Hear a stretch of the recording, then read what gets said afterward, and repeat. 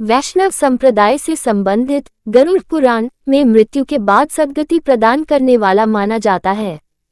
इसलिए सनातन में मृत्यु के बाद गरुड़ पुराण के श्रवण का प्रावधान है। इसके अधिष्ठात्र देव भगवान विष्णु हैं। 18 पुराणों में गरुड़ महापुराण का अपना एक विशेष महत्व है। क्योंकि इसके देव स्वयं विष्णु माने जाते हैं, इसीलिए यह वैष्णव पुराण है। गरुड़ पुराण के अनुसार हमारे कर्मों का फल हमें हमारे जीवन में तो मिलता ही है, परंतु मरने के बाद भी कार्यों का अच्छा बुरा फल मिलता है। इसी वजह से इस ज्ञान को प्राप्त करने के लिए घर के किसी सदस्य की मृत्यु के बाद का अवसर निर्धारित किया गया, ताकि उस समय हम जन्म मृत्यु से जुड़े सभी सत्य जान सके और मृत्युवश बिछने वाले सदस्य का दुख कम हो सके। विष्णु भक्ति। वास्तविक तथ्य यह है कि गरुड़ पुराण में भगवान विष्णु की भक्ति का विस्तार से वर्णन मिलता है। विष्णु के 24 अवतारों का वर्णन ठीक उसी प्रकार इस पुराण में प्राप्त होता है, जिस प्रकार भगवत पुराण में उपलब्ध होता है। आरंभ में मनु से सृष्टि की उत्पत्ति, ध्रुव चरित्र और 12 आदित्यों की कथा प्राप्त होती है। उसके उपरांत सूर्य और चंद्र ग्रहों के मंत्र, शिव पार्वती मंत्र, इंद्र से संबंधित मंत्र, देवी सरस्वती के मंत्र और 9 शक्तियों के विषय में विस्तार से बताया गया है। श्लोक तथा विषय। गरुड़ पुराण में 19,000 श्लोक कहे जाते हैं, किंतु वर्तमान समय में कुल 7,000 श्लोक ही उपलब्ध हैं। इस पुराण को 2 भागों में रखकर देखना चाहिए। पहले भाग में विष्णु भक्ति और उपासना की विधियों का उल्लेख है तथा मृत्यु के उपरांत प्रायः गरुड़ पुराण के श्रवण का प्रावधान है। दूसरे भाग में प्रेतकल्प का विस्तार से वर्णन करते हुए विभिन्न नरकों में जीव के पड़ने का वृतांत है। इसमें मरने के बाद मनुष्य की क्या गति होती है, उसका किस प्रकार की योनियों में जन्म होता है, प्रेत योनि से मुक्त कैसे पाई जा सकती है, श्राद्ध और पितृकर्म किस तरह करने चाहिए तथा नरकों के दारुण दुख से कैसे मोक्ष प्राप्त किया जा सकता है आदि विषयों का विस्तार पूर्वक वर्णन प्राप्त होता है। कथा। इस पुराण में महर्षि कश्यप और तक्षक नाग को लेकर एक सुंदर उपाख्यान दिया गया है। ऋषि के शाप से जब राजा परीक्षित को तक्षक नाग डसने जा रहा था, तब मार्ग में उसकी भेंट कश्यप ऋषि से हुई। तक्षक ने ब्राह्मण का वेश धरकर उनसे पूछा कि वे इस तरह उतावली में कहाँ जा रहे हैं। इस पर कश्यप ने कहा कि तक्षक नाग महाराज परीक्षित को डसने वाला है। मैं उनका विष प्रभाव दूर करके उन्हें पुनः जीवन दे दूंगा। ये सुनकर तक्षक ने अपना परिचय दिया और उनसे लौट जाने के लिए कहा, क्योंकि उसके विष प्रभाव से आज तक कोई भी व्यक्ति जीवित नहीं बचा था। तब कश्यप ऋषि ने कहा कि वे अपनी मंत्र शक्ति से राजा परीक्षित का विष प्रभाव दूर कर देंगे। इस पर तक्षक ने कहा कि यदि ऐसी बात है तो आप इस वृक्ष को फिर से हरा भरा करके दिखाए, मैं इसे डसकर अभी भस्म किए देता हूँ। तक्षक नाग ने निकट ही स्थित एक वृक्ष को अपने विष के प्रभाव से तत्काल भस्म कर दिया। इस पर कश्यप ऋषि ने उस वृक्ष की भस्म एकत्र की और अपना मंत्र फूंका। तभी तक्षक ने आश्चर्य से देखा कि उस भस्म में से कोमपल फूट आई और देखते ही देखते वह हरा भरा वृक्ष हो गया। हैरान तक्षक ने ऋषि से पूछा कि वे राजा का भला करने किस कारण से जा रहे हैं। ऋषि ने उत्तर दिया कि उन्हें वहां से प्रचुर धन की प्राप्ति होगी। इस पर तक्षक ने उन्हें उनकी संभावना से भी अधिक धन देकर वापस भेज दिया। गरुड़ पुराण में कहा गया है कि कश्यप ऋषि का ये प्रभाव गरुड़ पुराण सुनने से ही बड़ा था। सार तत्व। इस पुराण में नीति संबंधी सार तत्व, आयुर्वेद, गया तीर्थ का महात्म्य, श्राद्ध विधि, दशावतार चारित्र तथा सूर्य चंद्र वंशों का वर्णन विस्तार से प्राप्त होता है। बीच बीच में कुछ अन्य वंशों का भी उल्लेख है। इसके अतिरिक्त गारुड़ी विद्या मंत्र, पक्षी ओम स्वाहा और विष्णु पंजस्तोत्र आदि का वर्णन भी मिलता है। गरुड़ा पुराण में विविध रत्नों और मणियों के लक्षणों का वर्णन विस्तार पूर्वक किया गया है। साथ ही हिंदू ज्योतिष, सामुद्रिक शास्त्र, सांपों के लक्षण, धर्मशास्त्र, विनायक शांति, वर्णाश्रम धर्म व्यवस्था, विविध व्रत उपवास, संपूर्ण अष्टांग योग, पतिव्रत धर्म महात्म्य, जप तप कीर्तन और पूजा विधान आदि का भी सविस्तार उल्लेख हुआ है। इस पुराण के प्रेतकल्प में 35 अध्याय हैं, जिसका प्रचलन सबसे अधिक हिंदू धर्म में है। इन 35 अध्यायों में यमलोक, प्रेतलोक और प्रेत योनि क्यों प्राप्त होती है, उसके कारण, दान महिमा, प्रेत योनि से बचने के उपाय, अनुष्ठान और श्राद्ध कर्म आदि का वर्णन विस्तार से किया गया है। ये सारी बातें मृत्यु को प्राप्त व्यक्ति के परिवार वालों पर गहरा प्रभाव डालती हैं। वे दिवंगत व्यक्ति की सद्गति और मोक्ष के लिए पुराण विधान के अनुसार भरपूर दान दक्षिणा देने के लिए तत्पर हो जाते हैं। इस पुराण का उद्देश्य भी यही जान पड़ता है। नरक वर्णन, गरुड़ पुराण के दूसरे अध्याय में यह वर्णन मिलता है। इसके अनुसार गरुड़ ने कहा, हे केशव, यमलोक का मार्ग किस प्रकार दुखदायी होता है, पापी लोग वहां किस प्रकार जाते हैं, मुझे बताइए। भगवान बोले, हे गरुड़, महान दुख प्रदान करने वाले यममार्ग के विषय में मैं तुमसे कहता हूँ, मेरा भक्त होने पर भी तुम उसे सुनकर कांप उठोगे। यममार्ग में वृक्ष की छाया नहीं है, अन्न आदि भी नहीं है, वहां कहीं जल भी नहीं है, वहां प्रलय काल की भांति 12 सूर्य तपते हैं।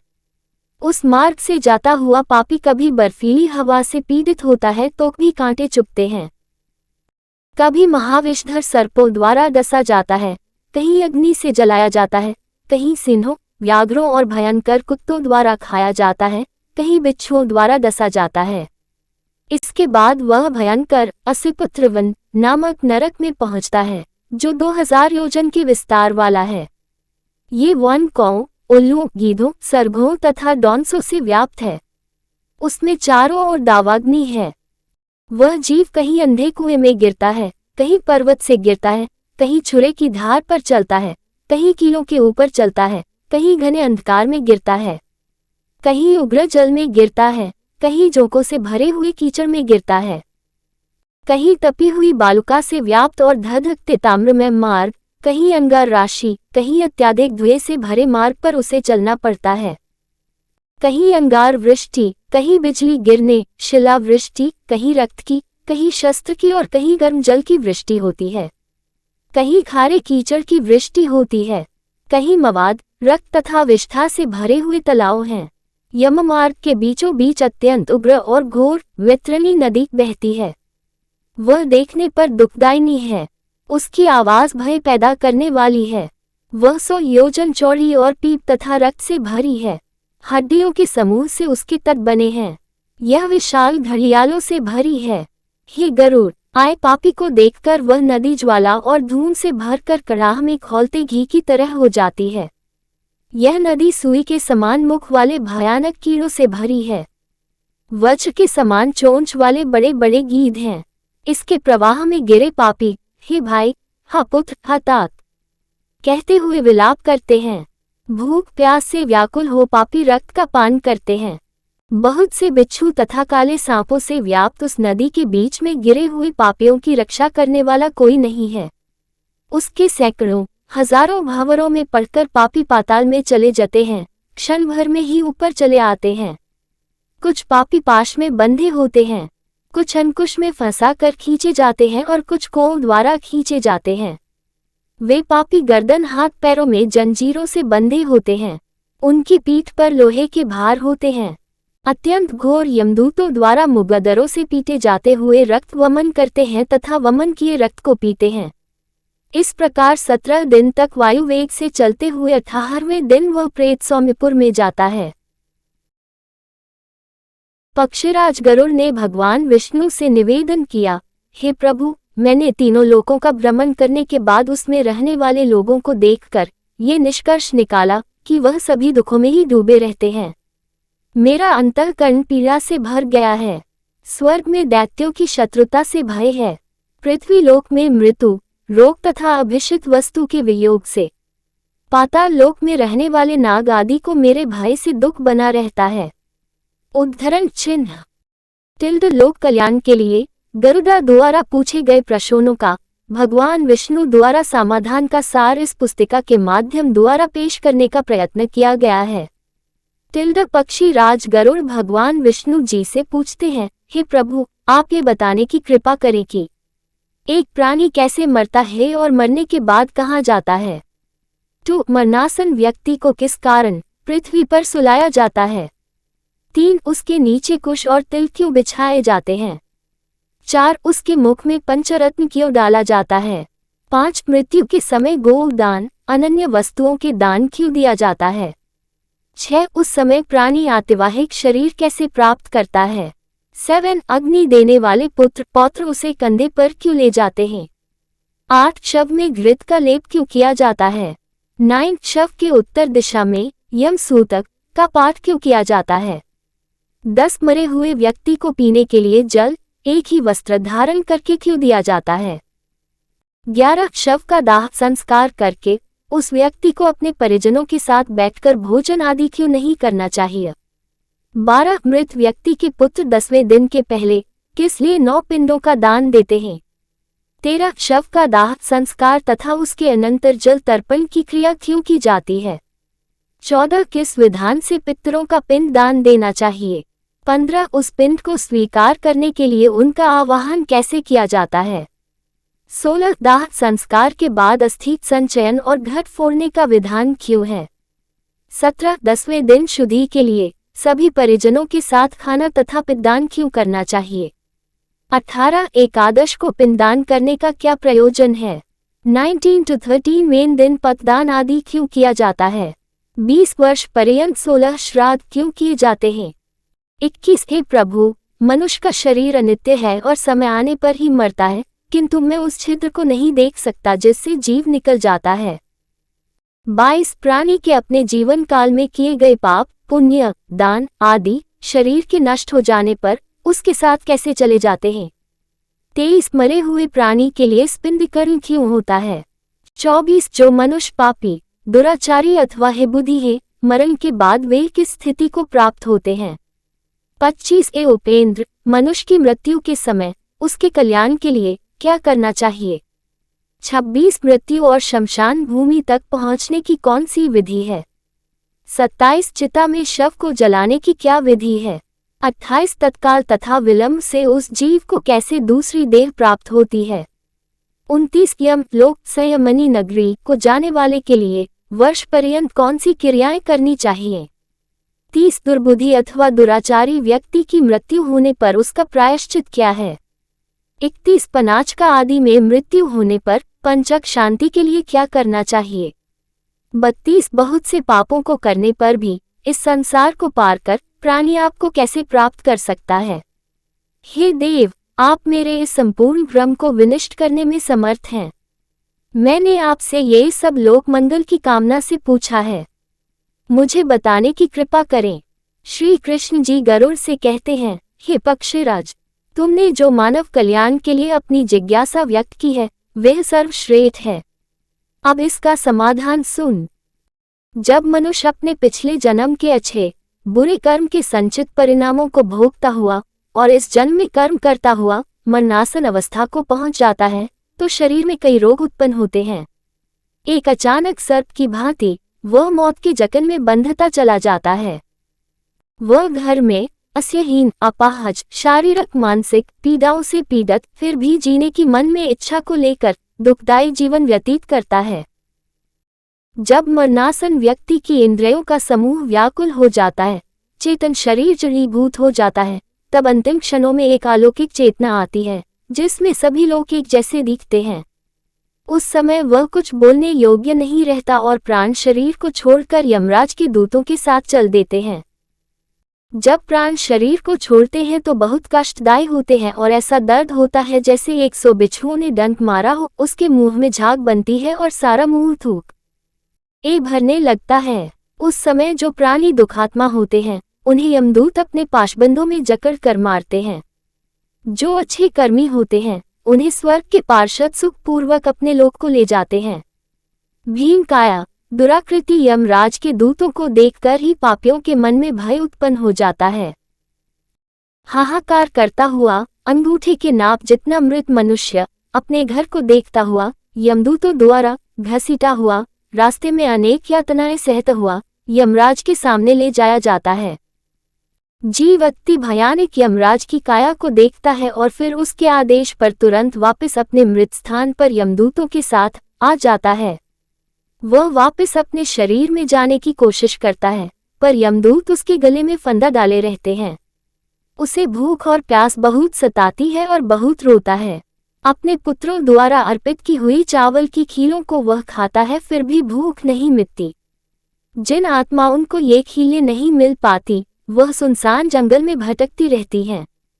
व्यक्ति के लिए कल्याणकारी कर्म सबसे पहले भूमि को गोबर से तोपना चाहिए, फिर जल की रेखा से मंडल बनाकर उस पर तिल और कुछ घास बिछाकर मरणासन व्यक्ति को उस पर सुला देना चाहिए।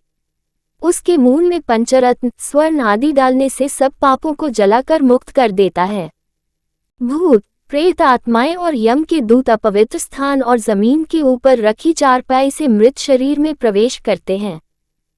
उसके मूल में गंगा जल डालना चाहिए अथवा तुलसी का पत्ता रखना चाहिए। कोई भी शोक न मनाता हुआ उसके पास प्रभु का नाम ले। जब तक प्राण है विष्णु का नाम ले।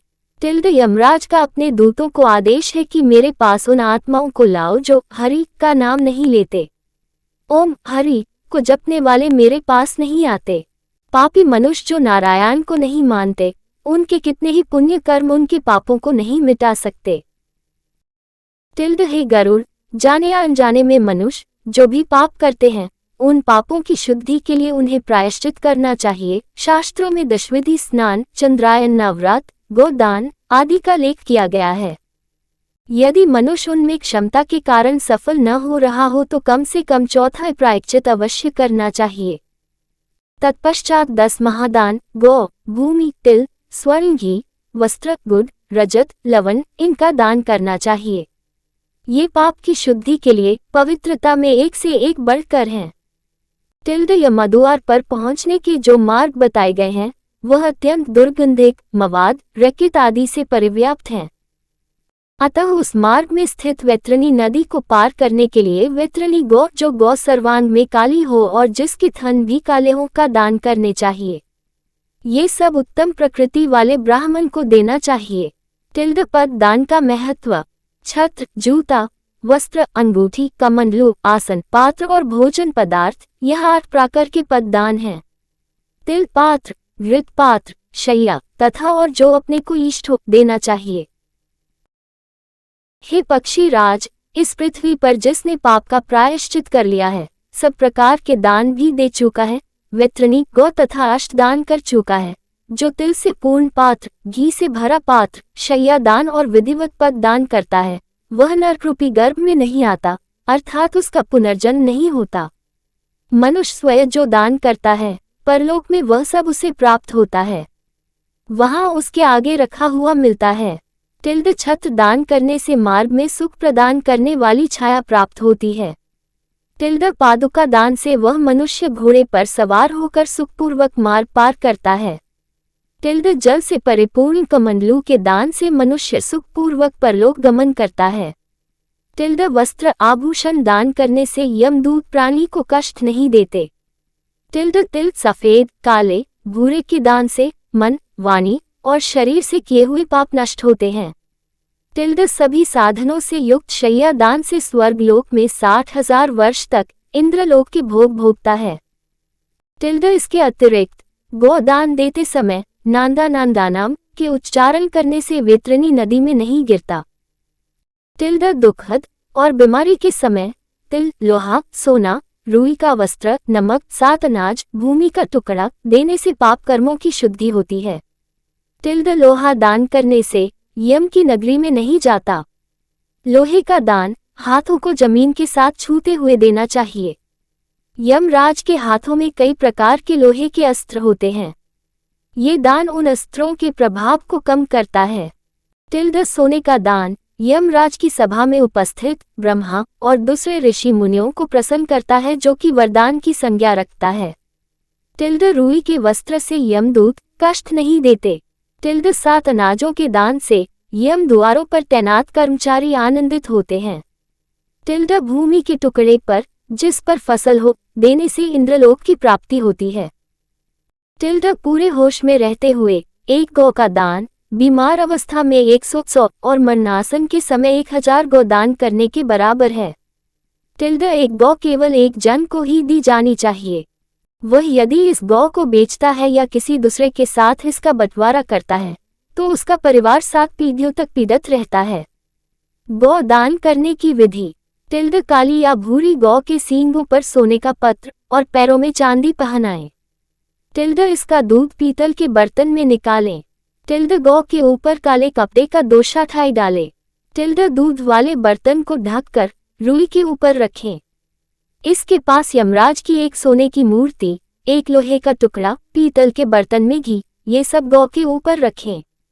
गन्ने की पौड़ियों से रेशम की डोर से बंधा एक फट्टा बनाकर धरती में एक गड्ढा बना कर पानी से भरें और फट्टा को इसमें रखें।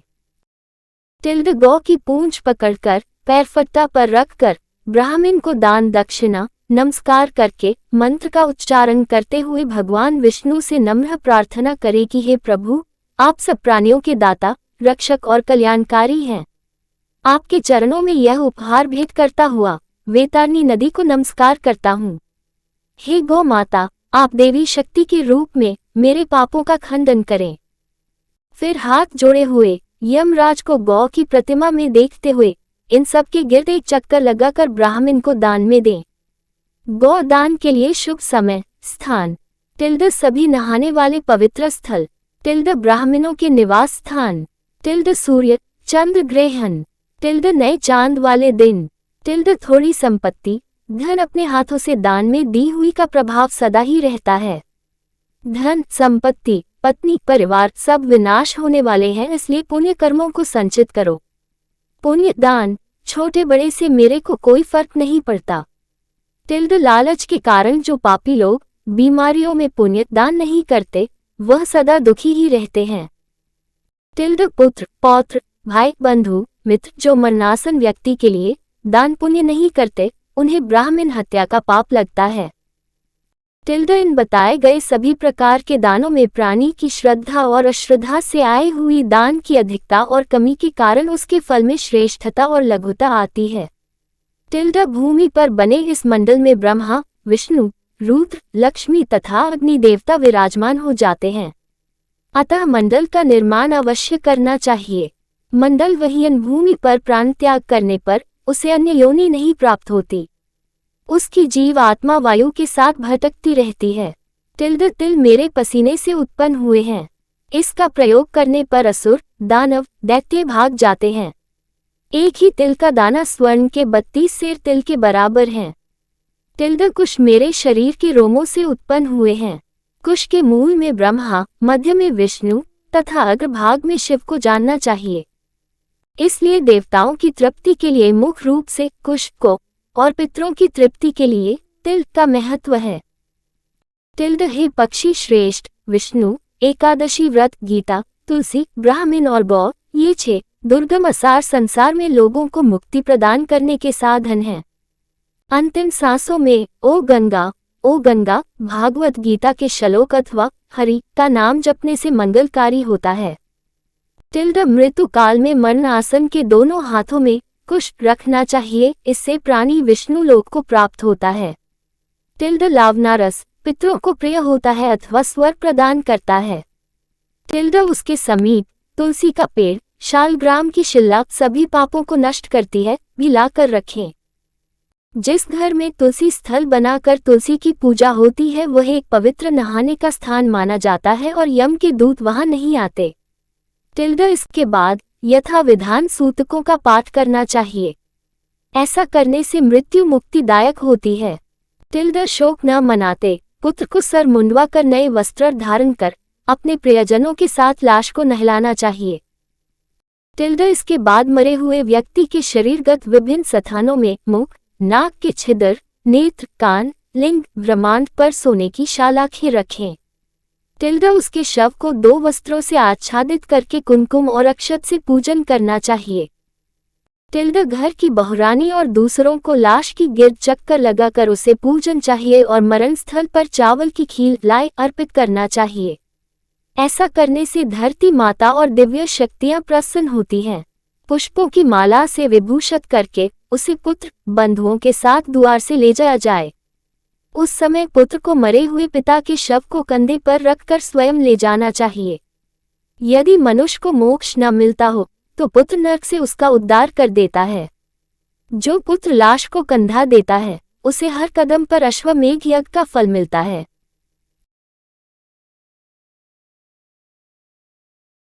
दाह संस्कार। पुत्र और पौत्र यदि विधि पूर्वक अंतिम संस्कार करते हैं तो वह पुश्तैनी कर्ज से मुक्त हो जाते हैं। दाह संस्कार के अंतर्गत 6 पिंड देने की विधि है। पहला पिंड मुख्य स्थान पर, दूसरा पिंड द्वार पर, तीसरा पिंड चौराहे पर, चौथा पिंड विश्राम स्थान पर, पांचवा पिंड चिता पर, छठा पिंड अस्थि संचयन के समय। शमशान घाट से आधा रास्ता पर रुककर लाश को स्वच्छ स्थान पर नहलाकर चारों दिशाओं में पूजा करनी चाहिए। तब इसे शमशान भूमि पर सर उत्तर दिशा में करके लेटाना चाहिए। जलने वाली जगह को साफ करके गोबर का लेप करें। इस स्थान पर पहले कोई लाश न जली हो।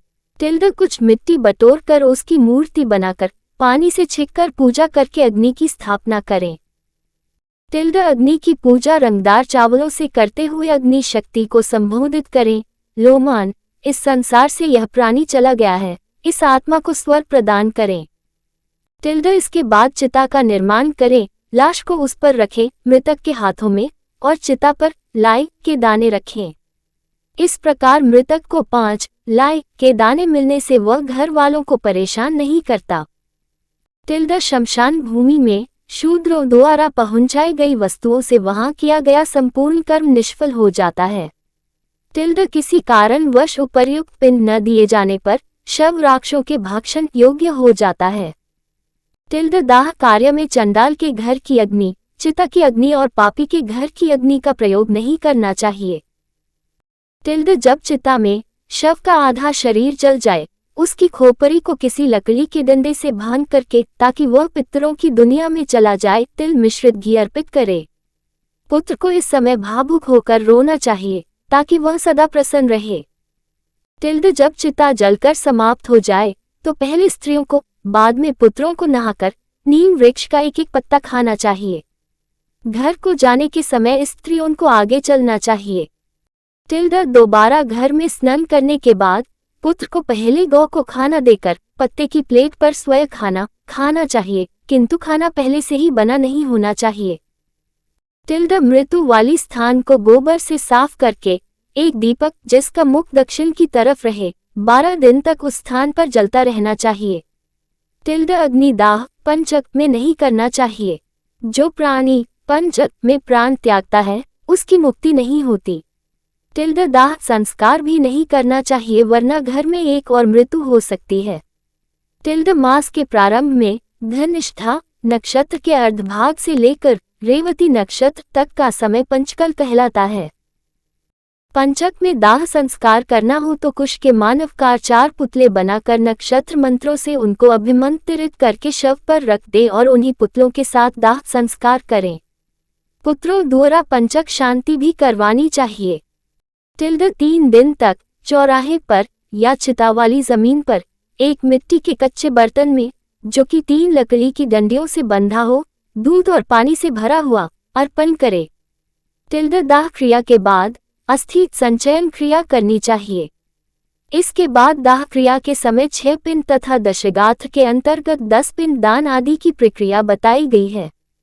चौथे दिन अस्थि संचयन करनी चाहिए। यदि कोई रुकावट न हो तो दूसरे अथवा तीसरे दिन भी कर सकते हैं।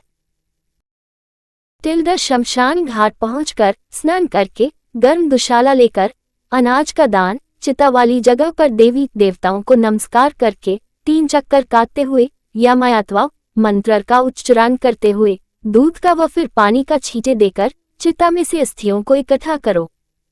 अस्थियों को पालाशा के पत्तों पर रखकर दूध और पानी से छिड़ककर एक मिट्टी के बर्तन में रखें। श्राद्ध की रस्म पूरी करें।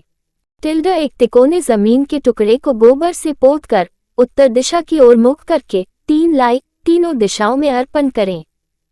अस्थियां इकट्ठी करने के बाद एक 3 टांगों वाले स्टूल पर बिना मुंह ढके पानी से भरा हुआ एक जार रखें। मृतक के लिए उबला हुआ चावल के साथ दही, घी, पानी और मिठाई अर्पण करें। 15 कदम उत्तर दिशा की ओर चलकर जमीन में एक गड्ढा बनाकर अस्थियों वाला बर्तन उसमें रखें। एक लाई इस पर रखकर जलने के समय जो पीड़ा हुई उसे दूर करती है। बर्तन को किसी वाटर टैंक के पास ले जाएं। अस्थियों को कई बार दूध और पानी से छिककर, संदल आदि से लेपकर पूजा करें। पत्ते के डिब्बे में रखकर अपने माथा और हृदय से छूकर गंगा नदी के बीच में छोड़ें। जिनकी अस्थियां पानी में 10 दिन के अंदर डूब जाती हैं, वह आत्मा ब्रह्मलोक से वापस नहीं आती। जितनी देर तक अस्थियां तैरती रहती हैं, वह स्वर्गलोक में रहता है। अस्थियां विसर्जन के बाद 10 दिन चलने वाली रस्में शुरू होती हैं। अकस्मात मृत्यु कार्यक्रम की सूची। किसी अज्ञात जगह पर होने से और शरीर न मिलने पर जिस दिन ये खबर मिले, दरभा घास की प्रतिमा बनाकर उसको जलाएं। इसकी राख इकट्ठी करके गंगा नदी में विसर्जन करें। उस दिन से 10 दिन की रस्में पूरी करें। यदि महिला बच्चा होने से पहले मर जाए तो बच्चे को पेट से निकालकर जमीन पर रख दें और केवल महिला को चिता दें। 27 मास तक के बच्चे को मिट्टी में दबाएं। यदि इसकी मृत्यु गंगा किनारे होती है तो इसे गंगा में बहा दें। इनसे बड़े बच्चों को चिता देनी चाहिए और अस्थियां गंगा में बहा दें। बच्चों को खाना और एक एक बर्तन पानी का दें। पेट में बच्चा मरने से कोई रस्म नहीं। शिशु के मरण पर दूध का दान, बच्चे के मरण पर दूध का बर्तन, मिठाई, खाने की वस्तुएं दें। मलिन शौची के बाद मध्यम शौची श्राद्ध, विष्णु और 5 देव श्राद्ध एकादश को किए जाते हैं। विद्वान ब्राह्मणों को कुश या चावल के चूर्ण से ही सांड का निर्माण करके उसका उत्सव करना चाहिए।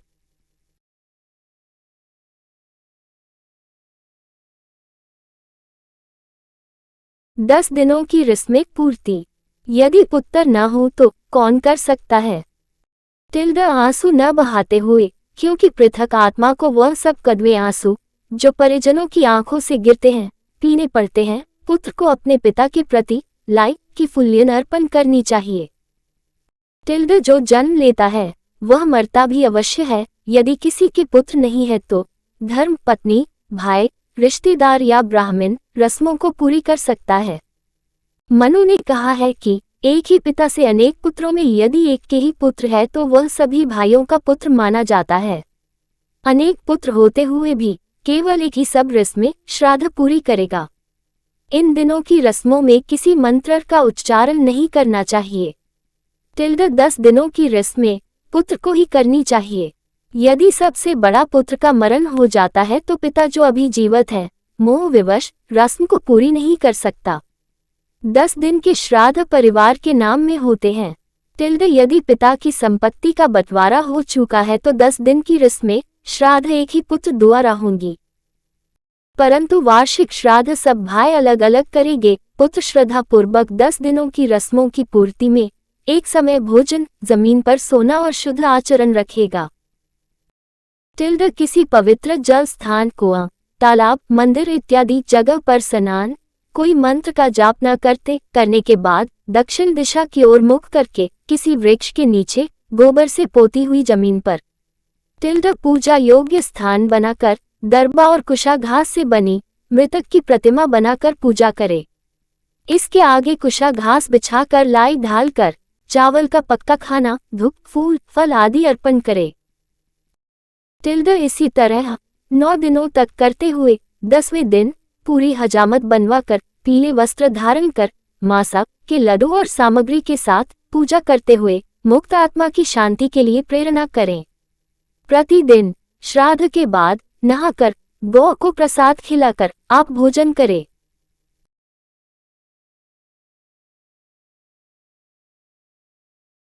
11वें दिन की रस्म में देवंत आत्मा को लाई का प्रसाद भेंट करें।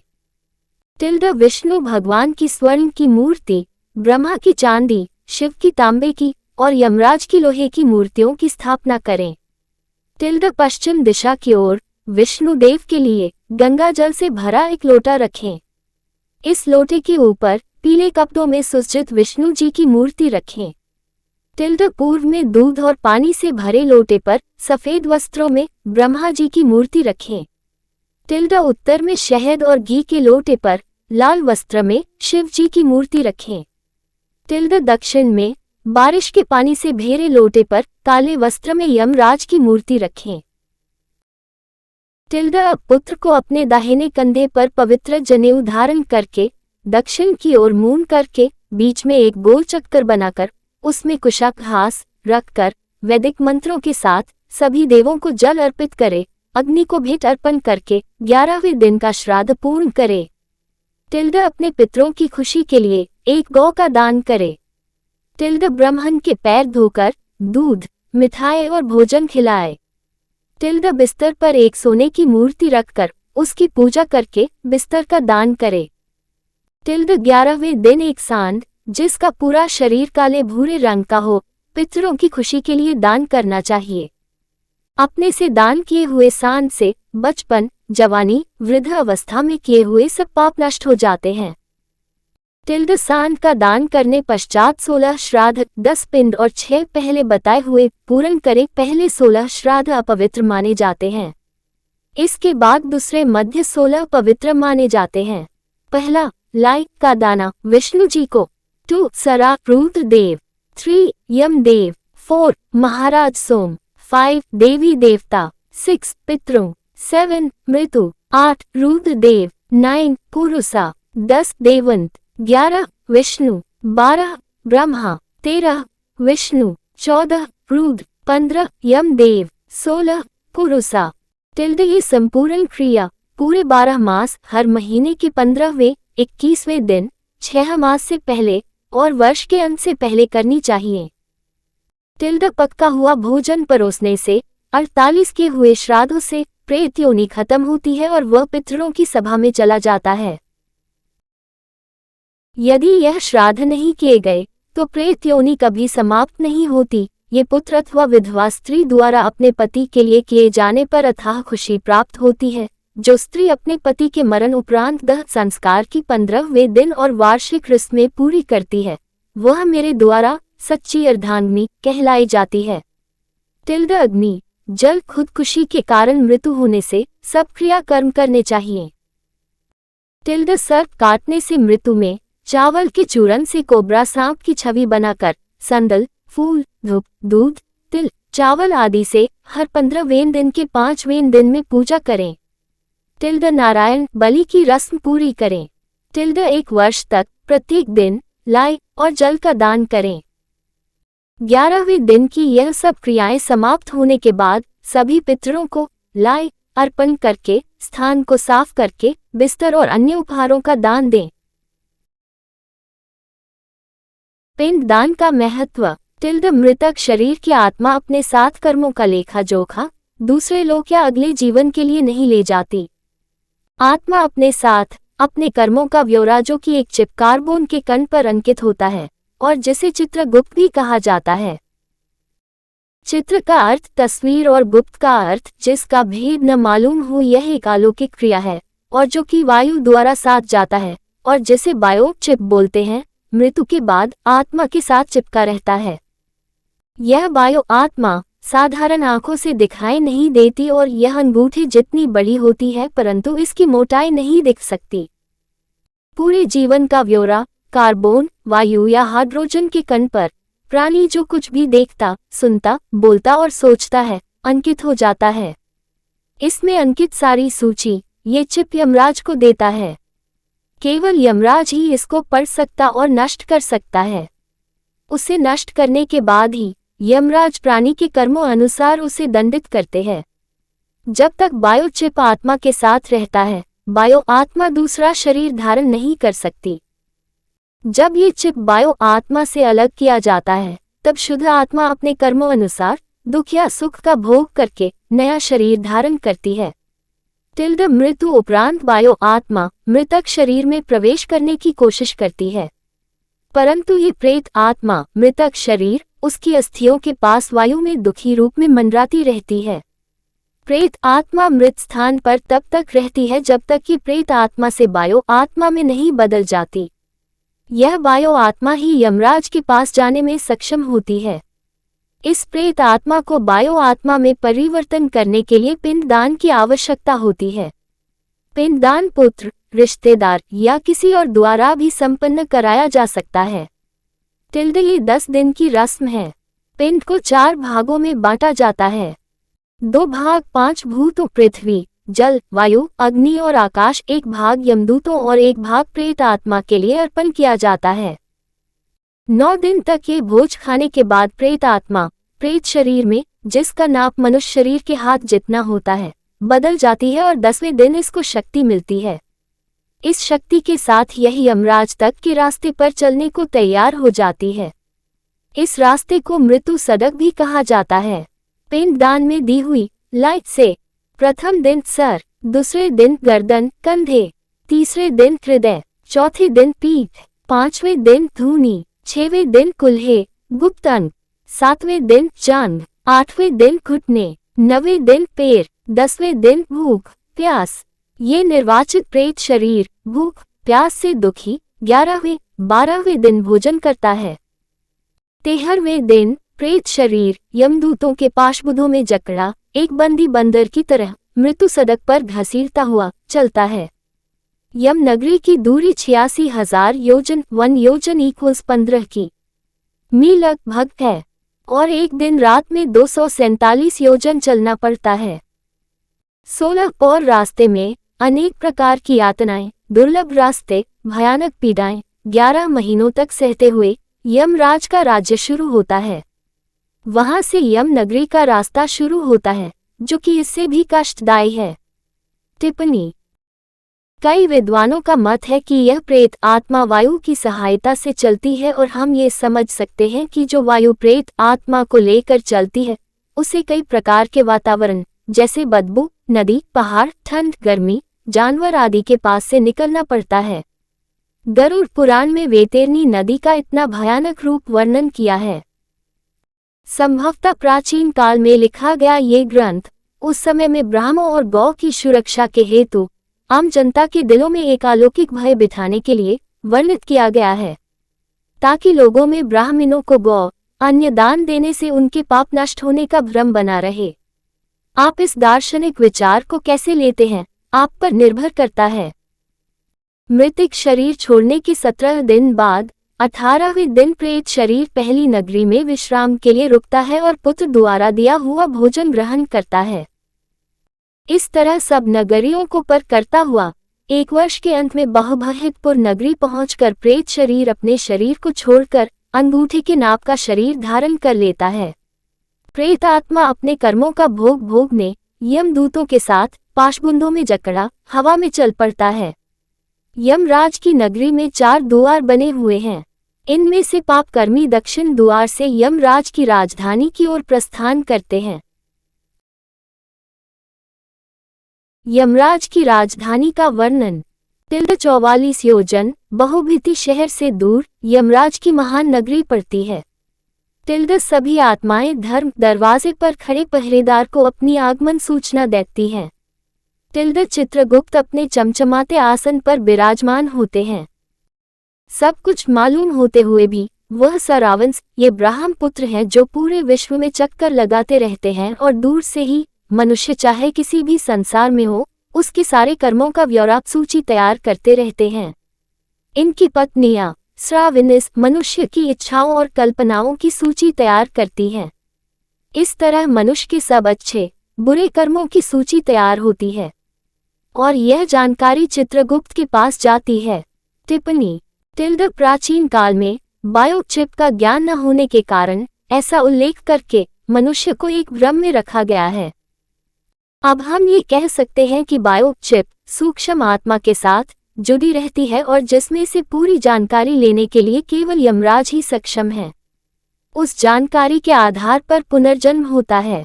जिन आत्माओं के अच्छे कर्म होते हैं उन्हें स्वर्ग की ओर भेजा जाता है। चित्रगुप्त द्वारा सूचित की हुई पाप आत्माओं को यमराज अपना भयानक रूप बहुत बड़े भेन से पर विराजमान 32 हाथों में, जो कि 3 योजन लंबे हैं, उनमें हथियार धारण किए हुए और कुओं की भांति लाल आंखें, एक लंबा नाक दर्शाते हुए अपने दूतों को उन्हें नरक में ले जाने को कहते हैं।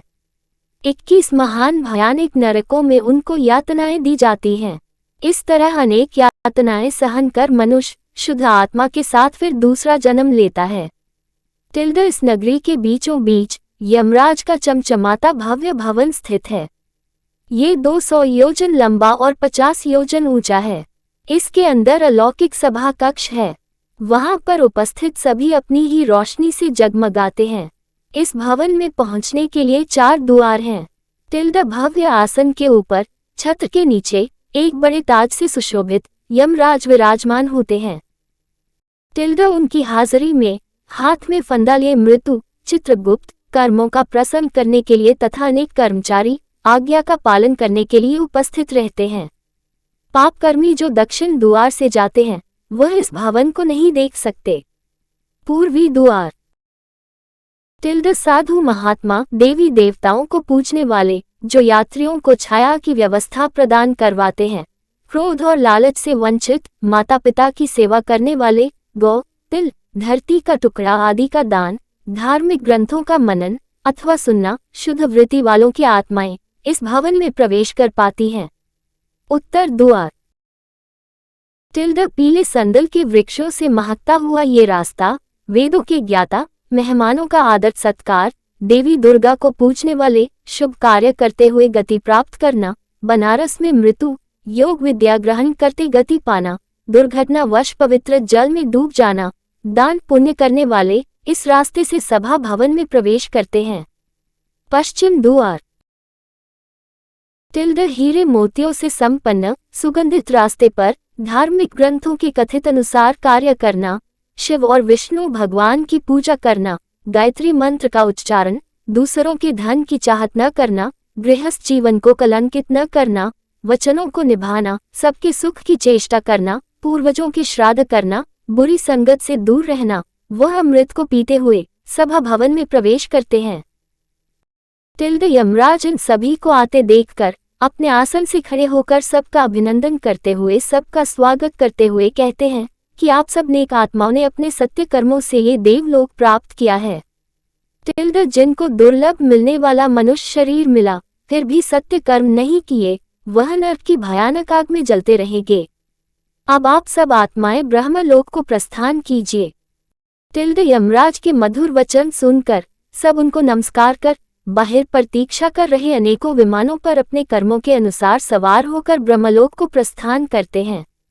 टिल्ड वहां कुछ युग बिताने के बाद स्वर्ग के भोग भोगते हुए फिर से अच्छे परिवारों में जन्म लेते हैं।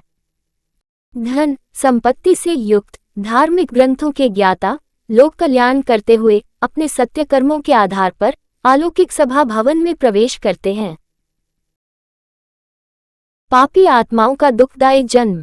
टिल्ड भगवान विष्णु बताते हैं किस तरह स्त्री पुरुष के मिलन से मनुष्य का जन्म होता है। टिल्ड प्रसाव का 3 दिन के अंदर पाप आत्मा का शरीर बनना शुरू हो जाता है। टिल्ड एक रात में मांस का टुकड़ा, 5 रात में गोल, 10वें दिन वृक्ष के फल जैसा। टिल्ड एक महीने में सिर, टिल्ड दूसरे महीने में हाथ और दूसरे हिस्से, टिल्ड तीसरे महीने में बाल, नाखून, हड्डी, लिंग, टिल्ड चौथे महीने तल पदार्थ, टिल्ड 5 महीने भूख प्यास, टिल्ड 6 महीने बच्चा दानी के बाएं ओर चला जाता है।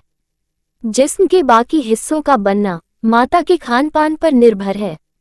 अपनी पीठ और शरीर के बीच में सिर दबा होने से यह अपने हाथ पैर हिला नहीं सकता। इस समय अलौकिक शक्ति से पिछले जन्मों में किए हुए कर्म याद आते हैं। 7वें महीने के आरंभ से उसे चेतना आनी शुरू होती है और वह गर्भ शाठाई में हिलना शुरू करता है। ईश्वर से विनती करता है, यदि मुझे यहाँ से बाहर निकालोगे तो मैं सदा आपके चरणों में पड़ा रहूंगा, लेकिन यदि मेरे पाप कर्मों से मुझे सदा दुख भोगने पड़ेंगे तो मैं कभी बाहर नहीं आना चाहता। गर्भाशय में 10 महीने से पड़े हुए उसकी पीड़ाओं को देखते हुए कृपालु भगवान उसको बाहर निकालकर उसका जन्म करवाते हैं। सिर नीचे जबरदस्ती बाहर निकाला हुआ पीड़ित अपनी समस्त यादों को खोकर नए वातावरण को देखकर शिशु के रूप में घबराकर रोता है। बचपन के दुखों को झेलता हुआ जवानी में अपनी इंद्रियों के वश बुरी आदतों में फंसा दुर्लभता से मिले मनुष्य जीवन को यूं बर्बाद करके वृद्ध अवस्था में बीमारियों से घिरा मृत्यु के पश्चात फिर नरक लोक में जाता है। इस तरह बुरे कर्मों के जाल में फंसा मेरी प्रकृति से पापी कभी मुक्त नहीं होता।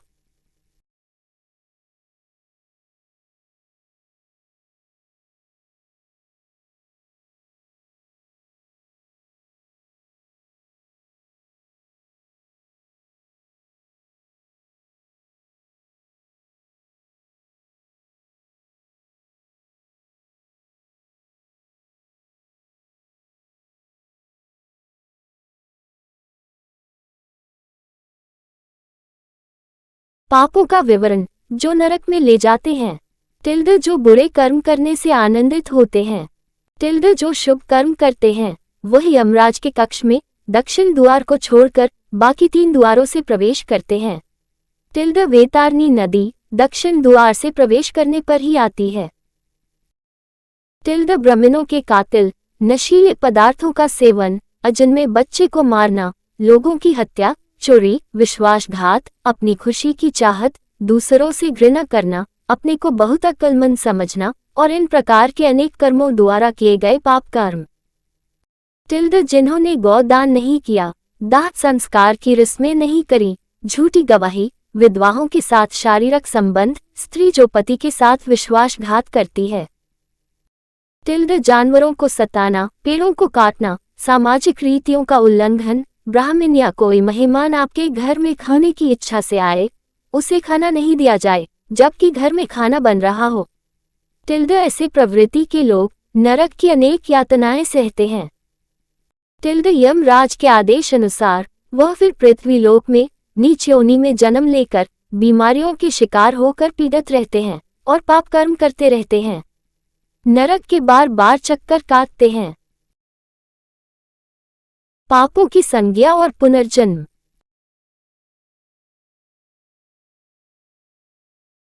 गौ हत्या, कुबड़ा स्त्री हत्या, पेट गिराना, बीमारियों से लिप्त वैध संबंध, हिजड़ा, दूसरों को दिए बिना मिठाई खाना, सूजी गर्दन, श्राद्ध में अशुद्ध पकवान, फ्लेहरी वेद शास्त्रों का विरोध, पीलिया पुस्तक चुराना, अंधा ब्राह्मण, गौ को पैर मारना, लंगड़ा, झूठ बोलना, हकलाना, जहर देना, पागल खाना चुराना, चूहा सब्जी चुराना, मोर धातु चुराना, गरीबी, नमक चुराना, चींटी, फल फूल पान चुराना, जंगली बंदर, जूते, कपास चुराना, भेद, बकरी शिकार करना, कसाई के घर बकरी जहर पान करके मृत्यु, काला नाग, बगल में छुरी, मुंह में राम राम, ब्राह्मण, सारस, मित्र को धोखा, गीत बिक्री में धोखा, उल्लू, माता पिता से झगड़ा, पेट में ही मर जाना, स्त्री जो सास ससुर को गाली दे, चौंक, पति को बुरा भला कहना, जू धोखे से ब्राह्मण की संपत्ति हद अपना, 7 पीढ़ियों तक नुकसान दी हुई वस्तु को फिर से मुफ्त में वापस ले लेना, घोर नरक में जाना।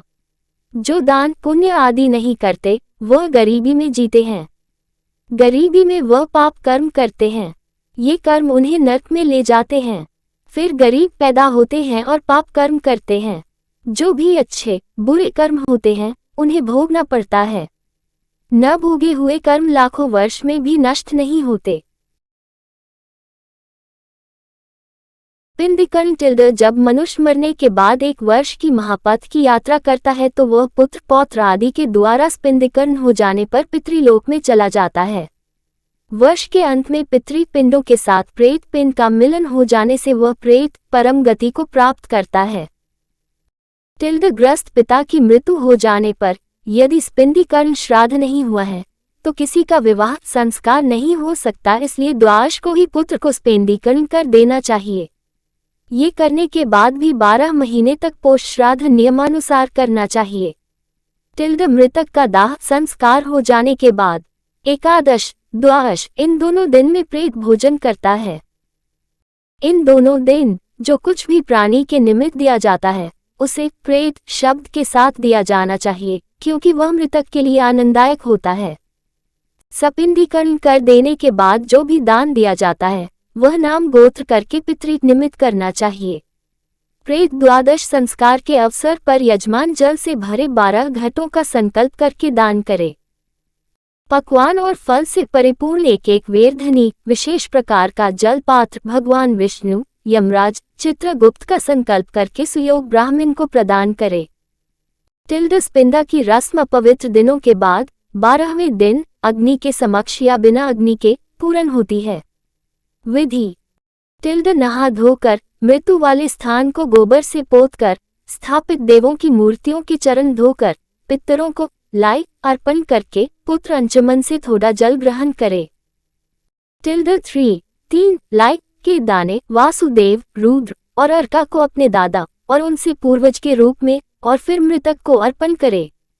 टिल्ड सभी की संदल चटनी, तुलसी पत्ते, धूप, सुगंधित वस्तुओं, उपहार आदि से पूजा करे।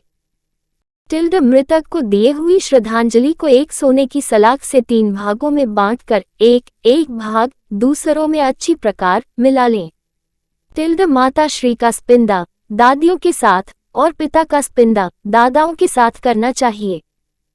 टिल्ड यदि पिता की मृत्यु दादा के जीवित रहते हुए हो जी है तो 3 लाई के दाने पर दादा और उनके पूर्वजों को श्रद्धांजलि देनी चाहिए। टिल्ड पत्नी की मृत्यु पर यदि पुत्र न हो तो पति को अपनी सास और संबंधियों के साथ रस्म करनी चाहिए। टिल्ड फिर ब्राह्मणों को भोज, दाग, दक्षिणा, उपहारों और 12 घट जल से परिपूर्ण दान करने चाहिए। टिल्ड धारण किए वस्त्रों का त्याग करके एक शैया दान करे। शैया बहुत मूल्यवान, सभी सुख प्रदान करने वाले साधनों से युक्त, छाता, चांदी के लैंप, इस भगवान नारायण और लक्ष्मी जी मूर्ति कपड़ों, गहनों से सुसज्जित, गदा आदि होनी चाहिए। टिल्ड स्त्रियों की रस्म में लाल कपड़ा, जेवर के साथ अन्य सामग्री होनी चाहिए। टिल्ड फिर एक ब्राह्मण को उसकी पत्नी के साथ शैया पर नारायण लक्ष्मी जी के सामने बिठाकर उत्तर दिशा को मुख करके लक्ष्मी नारायण जी को फूल माला पहनाकर पूजा करके यह उच्चारण करे, हे नाथ, जिस प्रकार आपकी शैया दूध का सागर है, ये शैया भी उसी प्रकार मेरे अगले जन्मों में सुखदायी हो। ब्राह्मण और प्रभु को पुष्पांजलि देते हुए ब्राह्मण को संबोधित करके, हे ब्राह्मण देवता, इसको स्वीकार करें कहकर शैया दान करे। उस शैया पर विराजमान सभी को 3 बार झूला दे। शैया के चारों ओर चक्कर काटकर सबसे विदाई ले। टिल्ड शैया दान की रस्म पूरी हो जाने के बाद 13 पद दान की रस्में, जिसमें एक छाता, चप्पल, कपड़े, अंगूठी, जल का मटका, कुशा, 5 बर्तन, ये 7 प्रकार के पद, इनके साथ एक लकड़ी का डंडा, तांबे का बर्तन, कच्चे चावल, जनेऊ और खाने की सामग्री 13 ब्राह्मणों को 12वें दिन दान करने से दिवंगत आत्मा को शांति मिलती है। टिल्ड स्पिंदा रस्म करने के बाद वार्षिक श्राद्ध से पहले हर मास 1 लोटा जल के साथ लाई का दान करते रहना चाहिए। टिल्ड स्पिंदा मासिक और वार्षिक श्राद्ध संक्रांत में नहीं करने चाहिए। यदि वर्ष में 13 महीने आते हैं तो वार्षिक श्राद्ध 13वें महीने में होना चाहिए। टिल्ड जब संक्रांत नहीं है लाई की आवश्यकता नहीं होती, केवल संक्रांत में आवश्यकता होती है। टिल्ड वार्षिक श्राद्ध के उपरांत सदा ही 3 श्राद्धांजलियां देनी चाहिए। एक श्राद्धांजलि पूर्वजों के लिए घातक होती है। टिल्ड गया में श्राद्ध पूर्वजों के लिए मुक्तिदायक होता है। टिल्ड मनुष्य को प्रयत्नशील होना चाहिए कि वह अपनी ओर से पूर्वजों की भलाई हर प्रकार से करे। इससे वह इस लोक में ही नहीं पर लोके में भी आनंदित रहेगा।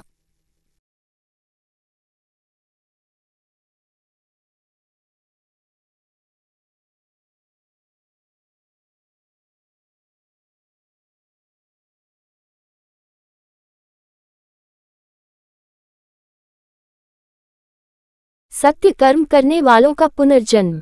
टिल्ड हे पक्षी राज, सत्य कर्म करने वाले स्वर्ग आदि का भोग भोगने के पश्चात अच्छे कुल में जन्म लेते हैं। वह स्त्री के गर्भ में कैसे पलते हैं, मेरे से सुनो। टिल्ड प्रसव के बाद स्त्री से 4 दिन तक अलग रहना चाहिए। उस समय तक उनका चेहरा तक भी नहीं देखना चाहिए, वरना कोई पाप कर्म शरीर में आ सकते हैं। स्त्री 4 दिन के बाद स्नान करके शुद्धि प्राप्त करती है। टिल्ड 7वें दिन से देवी देवताओं और पूर्वजों की पूजा कर सकती है। 7 दिनों तक गर्भाशय अपवित्र रहती है। 8वें दिन पुत्र का योग होता है। 14वें दिन पुत्र का योग होने से पराक्रमी पुत्र का जन्म होता है। टिल्ड इस दिन का योग पापी मनुष्यों को प्राप्त नहीं होता।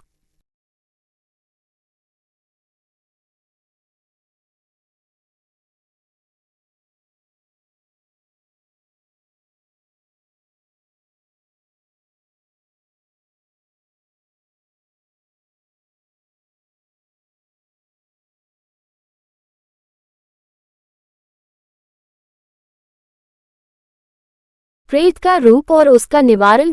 गरुड़ जी भगवान विष्णु जी से पूछते हैं कि जो मनुष्य जाने अनजाने में पाप कर्म कर बैठते हैं वह यमदूतों की यातनाओं से कैसे बच सकते हैं। प्रेतों के रूप किन कर्मों द्वारा बनते हैं। किस शुभ दान से प्रेत योनि छूट जाती है। श्री हरि कहते हैं कि पाप कर्मियों को और जिनके पुत्र नहीं होता दोनों अवस्था में बचना बहुत कठिन है। मनुष्य को पुत्र प्राप्ति के लिए हरिवांसा का पाठ, साता चांदी या रुद्र भगवान की पूजा करनी चाहिए। फिर भी दिवंगत आत्माएं स्वर्ग लोक तक जाती हैं यदि उनका संस्कार पुत्र न होने की अवस्था में कोई दूसरे मनुष्य द्वारा विधि पूर्वक किया जाए। जो पूर्व जन्म संचित कर्म के अधीन रहकर पाप कर्म में अनुरक्त रहते हैं, अपने धर्म को त्याग कर दूसरे धर्म को स्वीकार करता है, विद्या और सदाचार से वंचित है, वह प्रेत योनि में जन्म लेते हैं। जीव अपने कर्मों अनुसार दूसरे शरीर को प्राप्त करके यमलोक में नाना प्रकार के कष्ट भोगता है। यमलोक के मार्ग में 16 पुर पड़ते हैं। संसार में धर्म, अर्थ, काम और मोक्ष ये 4 मार्ग हैं। धर्म मार्ग पर उत्तम प्रकृति वाले प्राणी चलते हैं। अर्थ अर्थात धन धान्य का दान करने वाले प्राणी विमान से परलोक जाते हैं। काम जो प्राणी अभिलषित याचक की इच्छा को संतुष्ट करते हैं वह कंधे पर सवार होकर प्रस्थान करते हैं। मोक्ष जो प्राणी मोक्ष की आकांक्षा रखते हैं वह हंसयुक्त विमान से परलोक को जाते हैं। राजा बब्रुवाहना की कथा। त्रेता युग में बब्रुवाहना नाम के एक बहुत पराक्रमी, तेजस्वी, लोकप्रिय राजा थे। उनके राज में पूर्ण संपन्नता थी। ब्राह्मणों का आदर सत्कार, रीति रिवाज वह पूरी श्रद्धा के साथ करते थे। एक दिन वह अपने मंत्रियों के साथ जंगल में शिकार खेलने गए। एक हिरन पर वार किया। घायल मृग तीर के साथ जंगल के भीतर भागा। राजा भी उसके खून के निशान के पीछे पीछे सुनसान जंगल में जाकर खो गया। भूख और प्यास से परेशान राजा एक झील के पास पहुंचा। झील में स्नान कर ठंडा पानी पीकर जब वह बाहर आया तो उसने एक खूबसूरत अंजीर का पेड़ देखा। अंजीर के पेड़ की छाया में वह बैठ गया। कुछ ही क्षणों में उसने एक भयानक प्रेत आत्मा को देखा जो भूख और प्यास से व्याकुल थी। वह प्रेत आत्मा राजा के सामने आकर बोली, हे राजन, आपकी कृपा से आज मुझे इस दुर्गति से छुटकारा मिला है। मैं आपका आभारी हूँ। राजा के उसकी दुर्गति का कारण पूछने पर प्रेत ने कहा कि वह भी एक देश का राजा था। ब्राह्मणों की सेवा, दान पुण्य नियमित रूप से करता था। पूर्वजों के श्राद्ध भी समय पर निपुण होते थे, परंतु ये सब व्यर्थ हो गया क्योंकि उसकी कोई संतान नहीं थी। कोई मित्र, कोई संबंधी जो मेरे मरण उपरांत मेरी अंत्येष्टि विधि पूर्वक करता, जिसके कारण मेरी ये दुर्गति हुई। यदि मासिक 16 श्राद्ध पूर्ण नहीं होते तो 100 वार्षिक श्राद्ध करने पर भी मेरी गति नहीं हो सकती। राजा ने आश्वासन दिया कि वह उसकी परमगति के लिए वह सब प्रयास करेगा जो वह करने को कहेगा। प्रेत ने ये सब विधि कही। विष्णु पूजा। 2 शुद्ध सोने के टुकड़ों से जो धन छल कपट से न कमाया गया हो, श्री नारायण की मूर्ति बनवाकर पवित्र जल से धुलाकर पीले वस्त्र गहनों से सज्जाकर पवित्र स्थान पर रखकर, इनके पूर्व में श्रीधर, दक्षिण में मधुसूदन, पश्चिम में वामन देव, उत्तर में गदाधारी, इनके बीच में पितामह और माहेश्वर, इन सब की रीति अनुसार पूजा करें। एक सांड को छोड़ने का भी प्रयोजन है। एक शया, 13 ब्राह्मणों को पद दान और एक सोने से बना मटका दूध और घी से भरा हुआ ब्रह्मा विष्णु महेश को पूजने के पश्चात अर्पित किया हुआ ब्राह्मण को दान में दिया जाता है। जंगल में से अपने मंत्रियों के साथ बाहर निकलकर राजा के द्वारा की गई रस्मों श्राद्धों से उस प्रेत आत्मा को सद्गति प्राप्त हुई। एक अनजान व्यक्ति द्वारा पूर्ण की हुई श्राद्धों की रस्मों से यदि प्रेत आत्मा को गति मिल सकती है तो पुत्र द्वारा संपन्न किए जा पर कितना लाभ हो सकता है। जो भी इस पवित्र कथा को सुनता है या दूसरों को सुनाता है कभी भी प्रेत योनि में नहीं जाता।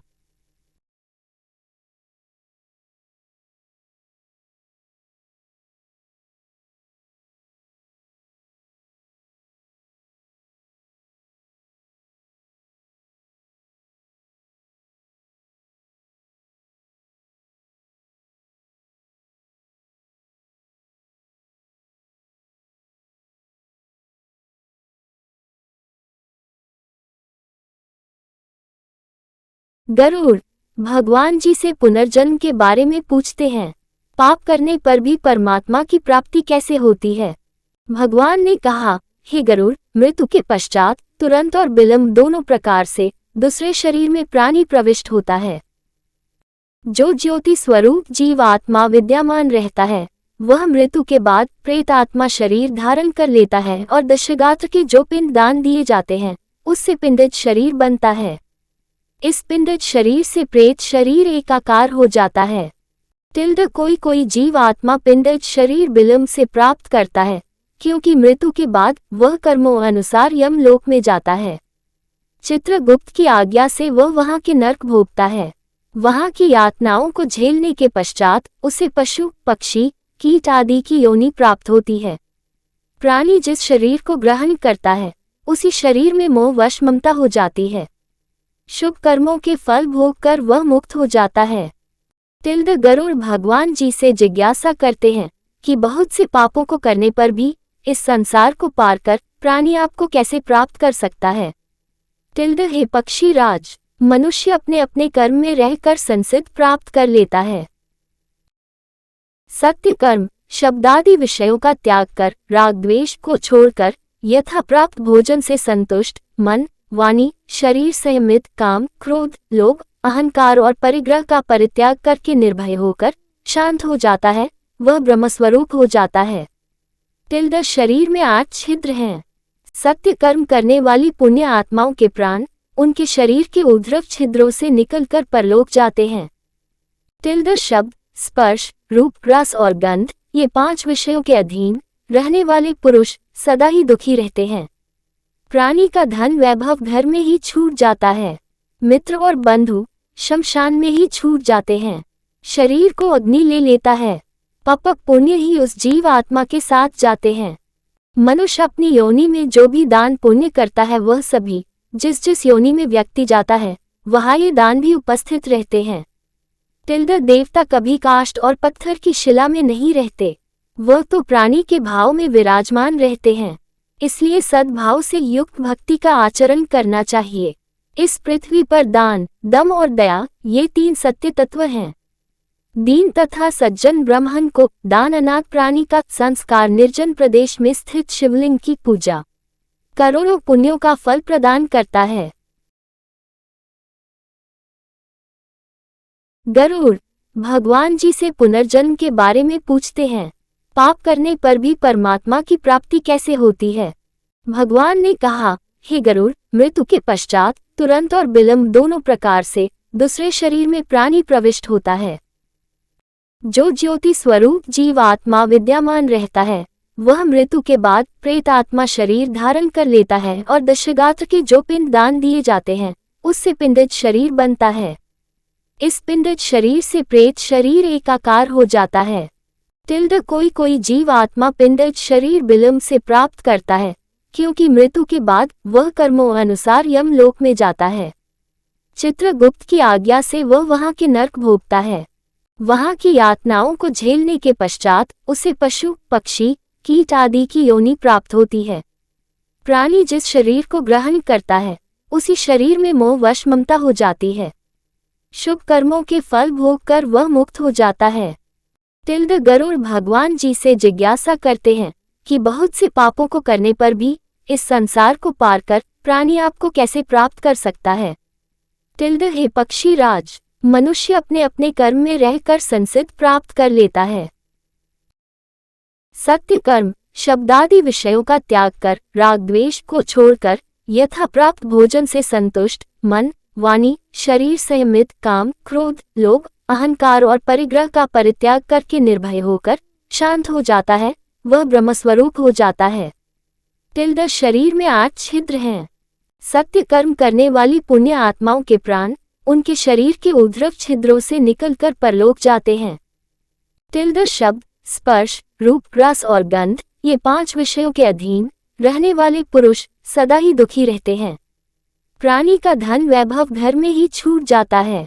मित्र और बंधु शमशान में ही छूट जाते हैं। शरीर को अग्नि ले लेता है। पाप पुण्य ही उस जीव आत्मा के साथ जाते हैं। मनुष्य अपनी योनि में जो भी दान पुण्य करता है, वह सभी जिस जिस योनि में व्यक्ति जाता है वहाँ ये दान भी उपस्थित रहते हैं। देवता कभी काष्ठ और पत्थर की शिला में नहीं रहते, वह तो प्राणी के भाव में विराजमान रहते हैं। इसलिए सद्भाव से युक्त भक्ति का आचरण करना चाहिए। इस पृथ्वी पर दान, दम और दया ये 3 सत्य तत्व हैं। दीन तथा सज्जन ब्राह्मण को दान, अनाथ प्राणी का संस्कार, निर्जन प्रदेश में स्थित शिवलिंग की पूजा करोड़ों पुण्यों का फल प्रदान करता है। उपचार। गरुड़ जी भगवान श्री विष्णु जी से पूछते हैं, हे मुक्ति प्रदान करने वाले सर्वश्रेष्ठ, इस संसार में करोड़ों जीव दिन प्रतिदिन जन्मते और मरते हैं, इसका कोई अंत नहीं है। इस संसार में सभी दुखी ही नजर आते हैं, सुखी कोई भी नहीं। किन उपायों से यह जीव मुक्ति प्राप्त कर सकते हैं, आप बताने की कृपया करें। भगवान विष्णु जी ने कहा, हे पक्षीराज, मनुष्य शरीर पाकर जो आत्मा की मुक्ति के बारे में नहीं सोचता, वह मनुष्य का पाप एक ब्राह्मण को वध करने से भी बड़ा है। मनुष्य शरीर के बिना कोई भी प्राणी इस शरीर के महत्व को नहीं जान सकता, इसलिए इस शरीर को सुरक्षित रखकर सत्य कर्म करने अनिवार्य है। धन, मकान, अच्छे बुरे कर्म दोबारा से मिल सकते हैं, परंतु मनुष्य शरीर नहीं। इस शरीर की सुरक्षा अपने कर्तव्य के लिए, कर्तव्य ज्ञान के लिए और ज्ञान योग अभ्यास के लिए आवश्यक है। यह एक मुक्ति का साधन है। मूर्ख पुरुष के घर में जब आग लग जाती है तो वह कुआं खोदना शुरू करता है। ये संसार दुखों की पिटारी है। जब तक मनुष्य मोह माया के चक्कर में बंधा रहता है, सदा दुखी ही रहेगा। खाना, पीना, सोना, वासनाओं की तृप्ति से सभी प्राणी लिप्त हैं, केवल मनुष्य के पास ही विवेक है। जो विवेक से काम नहीं करता वह जानवर है। इसलिए जब तक मनुष्य का आपस में मोह है, मुक्ति नहीं है। मोह करना ही है तो भगवान से मोह करो, जो आपके सब कष्टों को हरने वाला है। भगवान से मोह करने के लिए मन और आंखों की शुद्धता आवश्यक है। काम, क्रोध, लोभ, अहंकार यह मनुष्य के पतन के पात्र हैं। वेद शास्त्र के पठन से मुक्ति नहीं मिलती जब तक उनका ज्ञान अपने अज्ञान को मिटने में सक्षम नहीं होता। मेरा और मेरा नहीं ये 2 पद हैं। मेरा में बंधन है और मेरा नहीं में मुक्ति है। इसलिए जो मुक्ति के इच्छुक है वह सब बंधनों को तोड़कर सत्य के साथ नाता जोड़ें। सत्य ही प्रेम है, प्रेम ही ईश्वर है। जो कर्म जीव आत्मा को बंधन में नहीं ले जाते वही सत्य कर्म है। निर्वाण अथवा ब्रह्म की प्राप्ति के लिए मनुष्य जब अपने जीवन के अंतिम चरण में पहुंचता है तो अपनी संसारी इच्छा शक्ति से अलग होकर मन में ये दृढ़ विचार करे, मैं ब्रह्म हूँ, या ओम मंत्र का ध्यान करे। इससे उसके मन की शुद्धि होती है और आध्यात्मिक तेज आता है। जो अपना घर बार छोड़कर अंतिम सांस छोड़ने के अभिप्राय से अयोध्या, आवंतिका, मथुरा, काशी, गया, कांची, द्वारिका ये 7 पवित्र स्थानों पर किसी एक पर प्राण त्यागता है, उसे मोक्ष की प्राप्ति होती है। सत्य असत्य को जानने वाले ज्ञानी, सत्यकर्मी, धार्मिक वृत्ति, कर्तव्य को पालने वाले और मुझ में श्रद्धा रखने वाले सदा मुझे प्रिय लगते हैं। हे पक्षीराज, मैंने सभी सिद्धांत भली प्रकार से आपको कहे, और कुछ जानने की इच्छा हो तो कहो। प्रभु के मुख से यह वचन सुनकर और अपने प्रश्नों के उत्तरों से प्रसन्न गरुड़ ने जगदीश्वर को प्रणाम किया और कहा, प्रभु, आपने अपने मधुर वचनों से मेरा बहुत बड़ा संदेह दूर कर दिया। मेरे मन की मलिनता दूर हो गई। उद्धरण चिन्ह। इतना कहकर उन्होंने भगवान विष्णु जी से विदा ली और केशव मुनि के आश्रम में चले गए। श्री हरि, जिनका नाम लेने मात्र से सभी दुखों और श्रापों से मुक्ति मिलती है, ऐसे दयालु भगवान की अपने श्रद्धालु भक्तों पर सदा कृपा दृष्टि बनी रहे। ओम नमो नारायण।